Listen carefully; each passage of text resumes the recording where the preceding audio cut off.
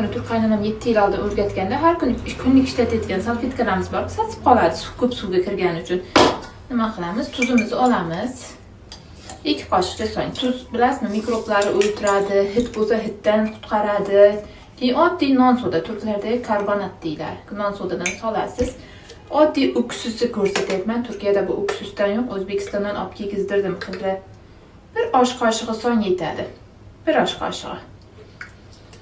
Endi issiq suvingizni solasiz, viqillatib bir qaynatib olamiz.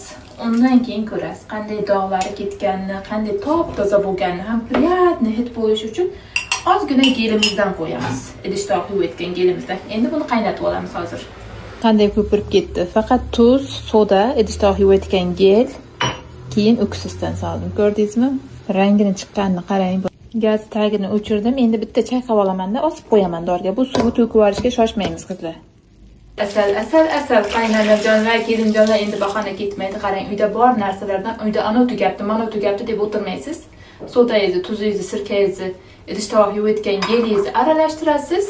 Ana sizga boyagi sotayotgan narsalardan ismi nima? Top-toza bo'ldi, yangidek bo'ldi. Men bularni ham chip yuvib olganman. Bu suvni to'kishga shoshmaymiz. Qarang, evitib qo'ydim buni tagini. Tozalagan. Oshxonada ishlatayotganlarga. Taklarini oqartirib olasiz. 7 yillik shu tova. Yangi kelin bo'lib tushgan vaqtim qaynonam bergan. 7 yillik tova. Choyliklar tagini, kir bo'lgan joyini oqartirib olasiz. Oqaradi, chunki sirka bor, tuz bor. Ishonaman oqartirishiga, ko'rdingizmi? Bu foydali bilgini hammaga yuborib qo'yishni unutmang.